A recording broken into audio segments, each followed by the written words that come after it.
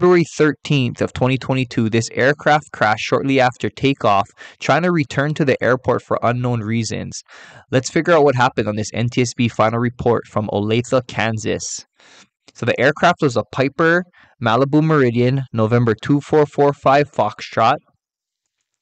It happened at Johnson County Executive Airport. Didn't even reach the end of the airport property. There's the localizer there. So the airplane had recently undergone an annual inspection. The pilot planned to fly the airplane back to home base. After receiving clearance from the air traffic control, the pilot proceeded to take off. They accelerated, reached a peak ground speed of 81 knots. They were about halfway down the runway. Once airborne, the airplane drifted slightly to the right, and the pilot radioed an urgent need to return to the airport. The controller cleared the airplane to land, and no further transmissions were received from the accident airplane. The airplane's flight path showed that it slowed down before turning back towards the left, and the airspeed continued to decrease throughout the remainder of the data. The final points recorded that the airplane had a ground speed of 45 knots and that the ground speed would equate to 60 knots airspeed when considered the 15-knot headwind. The stall speed chart for this airplane minimum stall speed is 64 knots.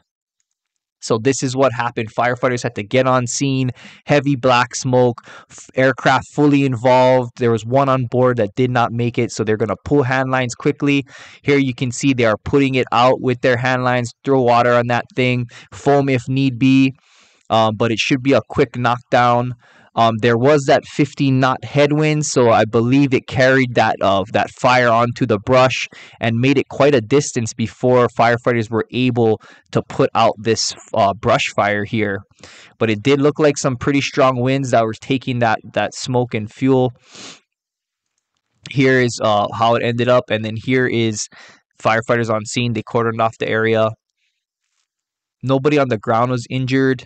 There, they had to get it on the flatbed and get it out of airport property so that the NTSB can go ahead and start their investigations, which is what they did. Here's a view of the engine during their examinations.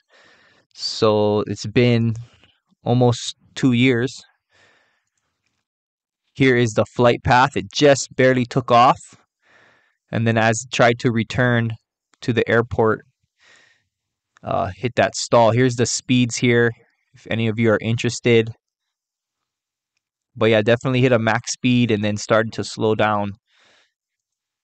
Pilot information: 51-year-old male, 354 hours of total flight time.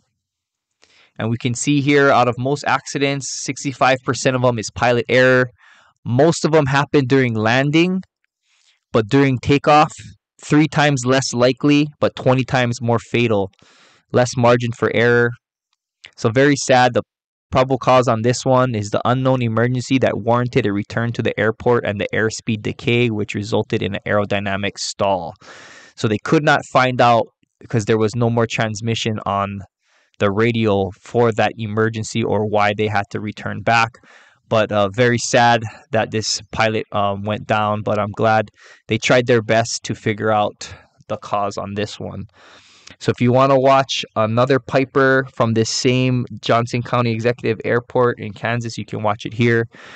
Please subscribe to the channel. This is Arfan. I'm Keone. I'll see you guys next time.